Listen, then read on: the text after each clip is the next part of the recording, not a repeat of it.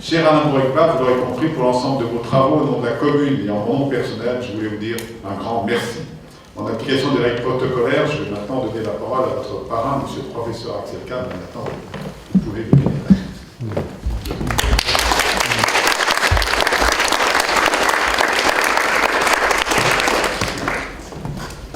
Merci beaucoup, monsieur le maire, pour cette présentation. Mesdames, messieurs, présidents, élus, cher Alain Bourrecba, dans un instant, je vais, en effet, au nom du président de la République, vous faire chevalier de la Légion d'honneur. Je le ferai pour votre œuvre, pour votre action, une action remarquable aux yeux de la République française. Mais, bien entendu, quiconque mène une action est aussi, suivant les cas, une femme, un homme dans ce cas-là, et on ne peut dissocier ce qu'il est, la manière dont il s'est édifié, de la qualité de l'action qu'il a menée et que veut récompenser la République. Donc, je vais commencer par essayer de tracer le portrait de cet homme-là, Alain Bourrecba, qui sera dans un instant le chevalier Alain Bourrecba de l'ordre de la Légion d'honneur. Vous êtes par votre enfance, par votre famille, l'homme des rencontres improbables et fécondes, l'homme des au-delà, l'homme qui arrive à vaincre, à passer les frontières. Vous l'étiez même avant votre naissance. Votre père, Kadour, à 12 ans, est à Benissaf, une ancienne grande ville minière de la côte algérienne, pas très loin de la frontière avec le Maroc, aujourd'hui le principal port de pêche, par ailleurs le lieu de naissance de Bernard-Henri Lévy. Il y a plusieurs hommes célèbres qui sont nés, vous le voyez, à Benissaf. À 12 ans, Kadour est pêcheur. Il a le désir d'échapper à ce qu'il faut bien considérer comme une situation difficile, et il le fait, c'est classique, en 1938 en s'engageant jeune soldat dans l'armée. Il est en 1946 à Paris, où il s'installe, où il travaillera dans l'industrie. Votre maman, elle, est bordelaise. Elle est d'une famille de la bourgeoisie catholique de Bordeaux, industrielle, dont la famille a été très gravement éprouvée par les conséquences européennes du krach boursier de 1929, le mardi noir, le lundi noir, le mardi noir, aux États-Unis. Et donc, ces revers de fortune perturbent quelque peu votre enfance. Vous êtes en partie élevé par votre grand-mère. Votre mère, Suzanne, est en partie élevée par votre grand-mère. Et Suzanne est à Paris en 1947, toute jeune femme, elle a 18 ans, lorsque elle rencontre Kadour, qui en a 10 de plus, et ils se marient. De cette union naîtront tout d'abord 3 filles, vos sœurs aînées, et puis vous. Et en 1956, et après vous encore, une sœur et un frère. Cette famille est unie, et vous dites combien vous vous y êtes senti totalement épanoui. Votre père n'est pas ni observant, ni pratiquant.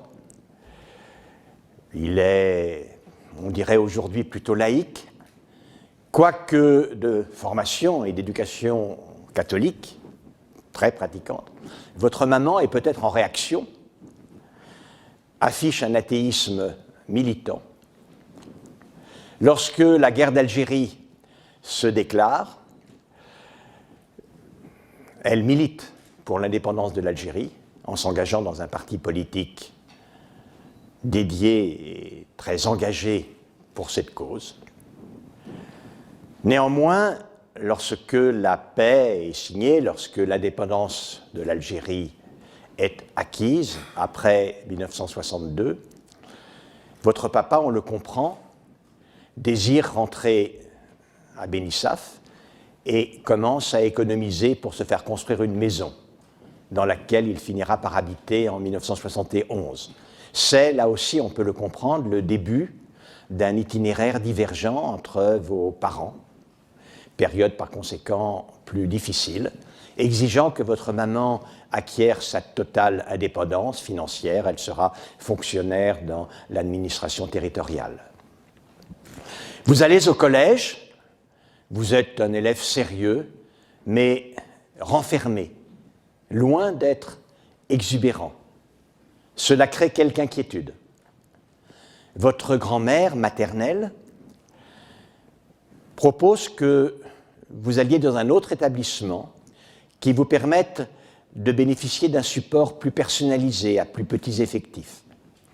Et vous faites donc vos études secondaires, après le collège, au collège Saint-Thomas d'Aquin, qui va jouer un rôle très important dans votre itinéraire.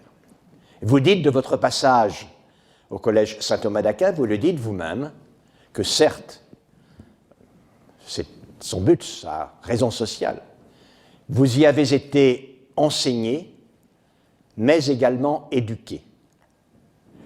Et là, au-delà du cercle familial, vous faites une rencontre qui va vous marquer, qui est celle de l'aumônier de Saint-Thomas d'Aquin, le père Di Falco.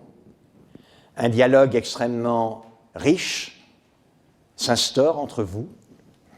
C'est dans ce dialogue que vous puisez votre goût pour l'histoire des religions, pour la théologie, pour la pensée et l'œuvre du père Teilhard de Chardin, l'homme de la convergence vers le point oméga, et vous êtes resté, je crois, aujourd'hui, un homme très intéressé par cette pensée et par cette œuvre. Vous êtes bachelier en 1974, intéressé par la philosophie, on le comprend d'après ce que j'ai dit de vos relations avec le père Di Falco. 2 années de philosophie à Paris 1 Panthéon-Sorbonne, et puis une réorientation. Vous vous inscrivez dans une université qui est chère à mon cœur, puisque j'en ai été le président, à l'Institut de psychologie, la faculté de psychologie Henri Pierron de Boulogne, de l'université Paris-Descartes. Vous y faites vos degrés. Et en 1983, vous obtenez un DEA. En suivant un enseignement sur l'observation familiale qui va être déterminant dans votre propre orientation.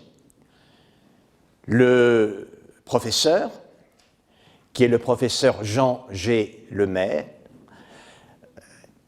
vous marque beaucoup, non seulement par la qualité de l'enseignement, il est professeur à l'université Paris-Descartes, mais aussi par ce qu'il témoigne et fait preuve d'un syncrétisme singulier entre les références psychanalytiques, dont le but est de rechercher les ressorts inconscients des conduites, et notamment des conduites à charge pour la personne qui les vit, mais aussi il se sert de l'enseignement et de la pensée d'un ingénieur qui a fondé l'école de Palo Alto. Cette école de Palo Alto, tout à fait à l'inverse, se focalise sur l'étude du monde présent, du monde réel, et notamment, on comprend bien, son fondateur est un ingénieur, dans un modèle un peu cybernétique d'interaction, en particulier, savoir ce qu'est le réel, le vécu, le ressenti d'un enfant au sein d'un réseau familial. On commence maintenant, marche après marche, pas à pas, à voir comment s'édifie l'Alain Bouregbach que je vais décorer dans un instant. Après votre DEA, vous commencez une thèse de 3e cycle. Il y a encore des thèses de 3e cycle de ce temps-là. Vous commencez une thèse de 3e cycle avec un homme de qualité, un professeur de psychologie sociale à l'Université Paris-Descartes, le professeur Guy Durandin, qui est un grand spécialiste de la propagande et de la désinformation. Vous faites votre thèse, votre mémoire porte le titre de l'utilisation de la culpabilité, du sentiment de culpabilité dans la propagande fasciste et national-socialiste. De par vos études en psychologie, de par l'influence de Jean G. Lemaire, de Guy Durandin, c'est la pratique psychanalytique qui vous intéresse et il vous faut vous former vous-même, c'est-à-dire avec un maître, être en analyse. Les deux maîtres avec lesquels vous êtes en analyse, qui se succèdent, sont deux grands bonshommes, deux grands personnages. François Perrier, tout d'abord, et ensuite Octave Manoni.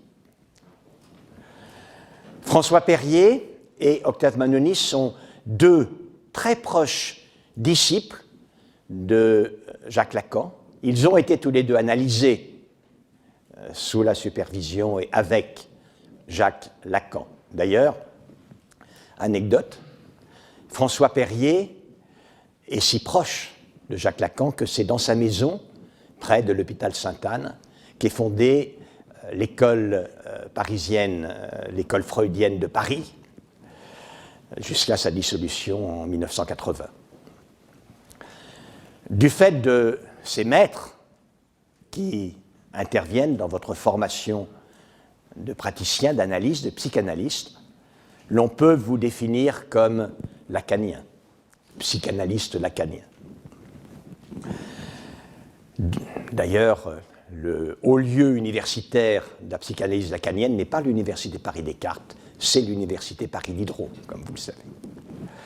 Mais, peut-être profitant des remous qui accompagnent la dissolution en 1980 de l'école freudienne de Paris, peut-être également par réminiscence avec ce syncrétisme de Jean G. Lemaire, vous ne voulez pas rester dans une pratique de chapelle qui est parfois, il faut bien le reconnaître, une des caractéristiques des différents courants psychanalytiques. Et en particulier, vous collaborez à l'une des émergences issues de la dissolution de l'école freudienne de Paris, qui est l'atelier, la Fédération des ateliers de psychanalyse, qui est nettement plus multiréférentielle, nettement plus ouverte. À cette époque, vous êtes chargé de cours complémentaires à l'université Paris-Descartes entre 1986 et 1992. Vous vous intéressez au théâtre, à la poésie, à la littérature, mais non pas du tout comme on pourrait considérer qu'un psychanalyste a des hobbies. Vous vous y intéressez comme une partie intégrante de votre pratique, de votre pensée psychanalytique. Et d'ailleurs, vous êtes toujours membre du carrefour littérature, théâtre et psychanalyse. Vous en serez administrateur.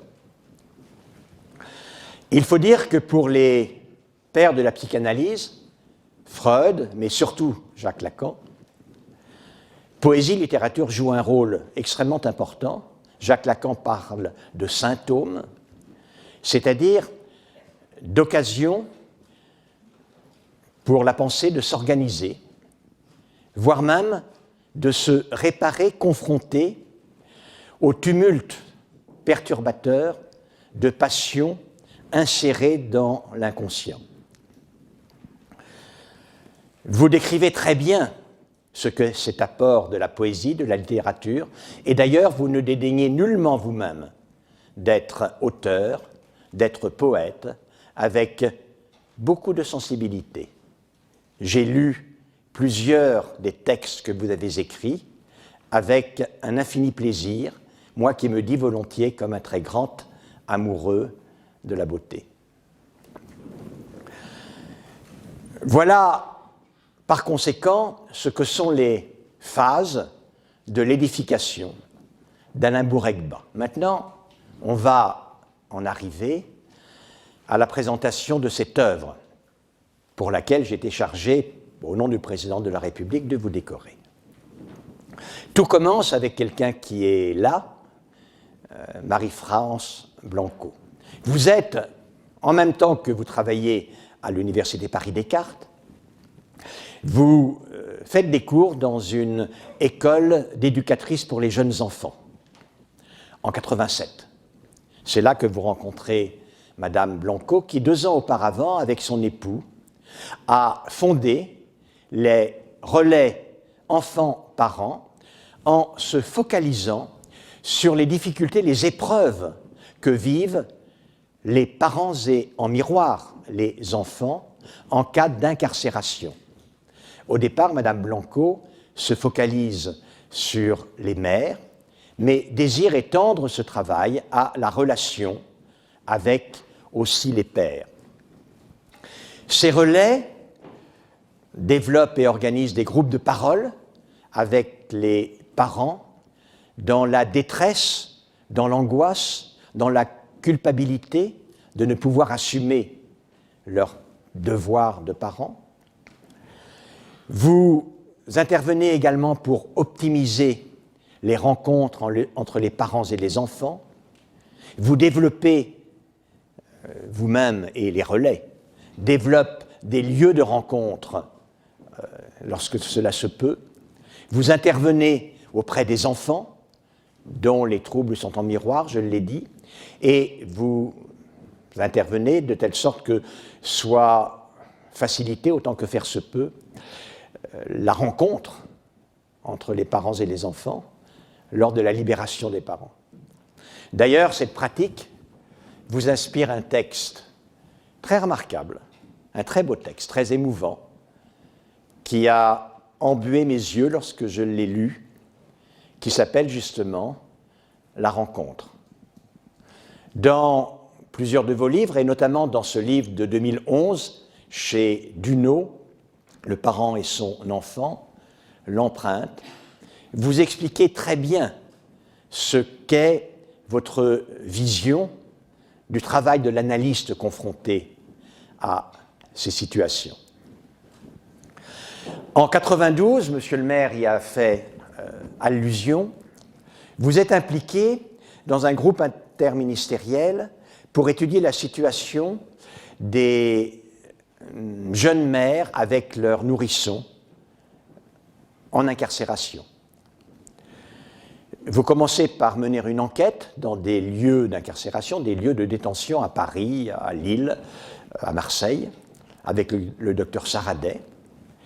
Et vous écrivez une note qui va être l'élément fondamental d'une mobilisation européenne. Il y a été fait allusion, et 10 ans ensuite, en 2002, aboutir à ce réseau européen, les enfants de prisonniers Europe, en anglais, dont vous assurerez la présidence pendant 7 ans. C'est en 1994 que le succès de l'opération des relais enfants-parents aboutit, avec et sous l'incitation des ministères de la Justice et des Affaires sociales, à la création de la Fédération des relais enfants-parents. Vous en serez, et vous en êtes peut-être encore, le président. Au départ, 27 associations, 27 relais, 28 par conséquent aujourd'hui. C'est également dans ce cadre que vous travaillez sur les enjeux de la parentalité avec le docteur Didier Houzel, aboutissant à un texte qui, encore aujourd'hui, sert de référence à l'essentiel des services de protection de l'enfance. Par ailleurs, vous participez à de nombreuses rencontres autour des relations entre les enfants et les parents. Maintenant, comme le moment fatidique va approcher, je vous demanderai vous-même de vous approcher. Mettez-vous là. Et vous rencontrez, malheureusement, elle ne peut être des nôtres ce soir, le docteur Mel Evin, qui elle-même est une oncologue, extrêmement mobilisée pour les malades atteints de cancer et notamment pour les malades qui sont également des parents. Elle est très intéressée à vous écouter, à ce que vous interveniez dans les groupes de parole auprès de parents atteints de maladies cancéreuses et dont le sentiment d'insuffisance, de culpabilité est assez proche, en fait, de ce que peuvent ressentir des personnes incarcérées. C'est ce qui me donnera l'occasion de vous voir être membre du premier groupe de réflexion en éthique sur le cancer, qui est créé au début des années 2000, et aujourd'hui du comité éthique et cancer que je préside. Parmi tout ce que vous avez tiré de cette activité, dans ce livre auquel j'ai fait allusion de 2011, chez Duno, vous expliquez, et c'est votre patte, je crois, de manière extrêmement claire, ce qu'est, selon vous, votre mission de psychanalyste. Vous expliquez que, confronté à une personne qui vient vous voir, un patient, il y a deux manières d'agir, la compréhension d'une part et l'explication. La compréhension exige d'écouter, d'être capable de faire preuve d'empathie, qu'il s'ensuive une certaine sympathie, mais laisse au narrateur la totale maîtrise de son récit. Alors, dites-vous, et c'est ce en quoi vous vous éloignez un peu des courants de la psychanalyse par lesquels vous avez été formé, au sein desquels vous avez été formé, alors que l'explication est toujours un peu normative, veut imposer cette norme qui vous permet d'expliquer, et d'où il s'ensuit une série de préconisations qui, vous le craignez, risquent de priver le narrateur de la réelle compréhension, alors que votre attitude permet, par le jeu du transfert contre transfert, au narrateur de s'écouter lui-même comme vous vous écoutez, de prendre de lui-même et de ce qu'il raconte la conscience que vous en prenez, tout en le tenant à distance. Et lorsque parfois dans sa narration, il y a des éléments qui expliquent le mal-être du présent, de savoir le tenir à la bonne distance, afin de se libérer de la contrainte impitoyable à laquelle il se croyait soumis. Voilà en quelque sorte la manière dont vous décrivez ce que doit être votre action d'analyste.